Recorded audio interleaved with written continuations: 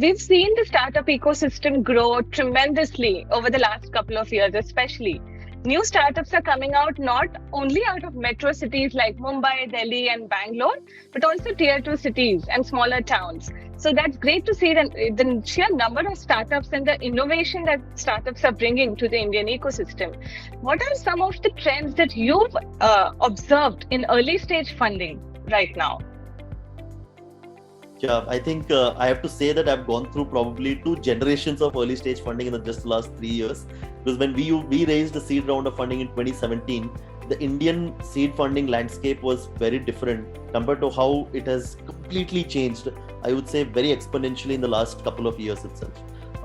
So a quick one about how it was before we get into what I feel the latest trends are, because I continue to participate in as angels and other early stage rounds, invest and advise startups. So although I've not raised seed round of funding in the last 1 or 2 years, I've seen and mentored a lot of startups who have done it. So pretty aware of the industry, right?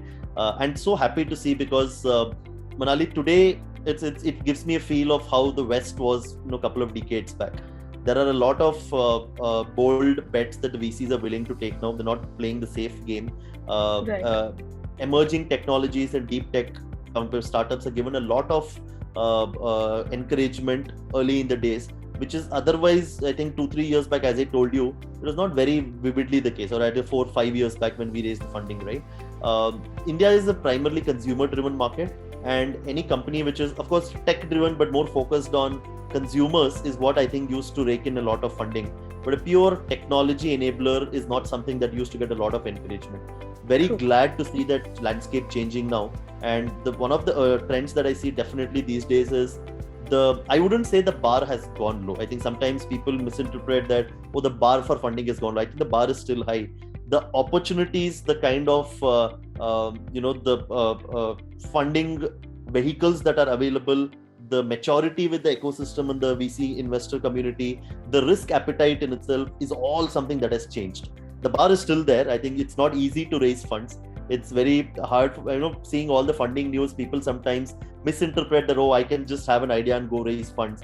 I think, the Shark Tank and all of them have, I think, given a lot of glamour and hype appeal to what startups can do, but all of them do have to go through the long grind before they raise the funding. Just that opportunities are wider, the risk appetite is higher, and the maturity in terms of investing in understanding this space is much higher today. For example, if you see 2021 itself, I was baffled to know it's more than $36 billion of funding raised by Indian startups in just 1 year, and a sizable number of those deals, in terms of absolute number, around 396 deals in 2021 were for seed stage investments, which Right. aggregates to say around $700 million plus, right?